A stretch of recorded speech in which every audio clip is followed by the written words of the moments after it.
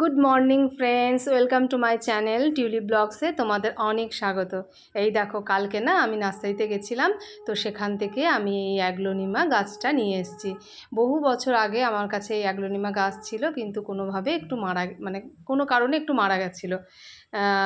তো সেই জন্য তারপর থেকে আমি আর এই গাছ আনতে পারিনি। তো আজকে আবার নতুন করে কালকে আবার নিয়ে এসেছি।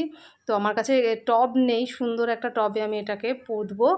তো এই মুহূর্তে আমি এইভাবেই ওকে রেখেছি যে তুমি এখন এইভাবে আমাদের বাড়িতে থাকো, পরে তোমাকে আমি সুন্দর করে সাজাবো। আর এই দেখো এই পাশে তোমাকে দেখাই যে আমি আরেকটা নিয়েছি, সেটা হলো ঘট বাঁশ। এটাও আমার বহু দিন থেকে আমি খুঁজছি। শীতকালে একবার আমি ইয়েতে গেছিলাম, তোমার কলকাতার দিকে গেছিলাম, সেখানে তো প্রচুর দাম চেয়েছিল। তারপরে এখানেও দেখলাম, এখানেও অনেক জায়গায় দাম চাইছে। তারপরে এখান থেকে আমি কালকে পেয়ে গেছি, পরমদলা নার্সারির থেকে আমি পেয়েছি। আর এই যে বুদ্ধ জুঁই নিয়ে এসেছি। বুদ্ধ জুঁইটা দেখো কি সুন্দর দেখতে।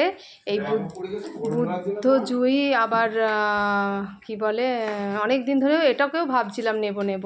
তো এটাও আমি ভালো একটা টবে পুঁতে এই গাছটা লাগাবো। আর অরিজিনাল একটা জুঁই আমার কাছে আছে, যেটা আমরা ফুল মাথায় দিই না, পুজো করি মাথায় দিই ছোট্ট ছোট্ট, ওই জুঁইটাও খুব সুন্দর আমার কাছে আছে। ওটাকে আমি রিপোর্টিং এই যে করেছি, করার পর ওই পেছনের দেখছো টবে আমি রিপোর্টিং করেছি, করে এবার জায়গায় রেখেছি। ওর আবার পাতাও বেরিয়েছে ভালো ভালো। তো কিছুদিন পর ওটা আমি জানলার উপরে রাখবো। আর এই বুদ্ধ জুঁইটাকেও আমার ইচ্ছা আছে একটা বড় টবে বসিয়ে তারপর আমি জানলার উপরে রাখবো। তো তোমরা দেখে বলো আমার গাছগুলো কেমন হয়েছে, কমেন্টে অবশ্যই জানাবে। আর তোমাদের যদি আমার এই ব্লগটা ভালো লেগে থাকে তো চ্যানেলটাকে অবশ্যই সাবস্ক্রাইব করো, আর একটু লাইক কমেন্ট শেয়ার করো।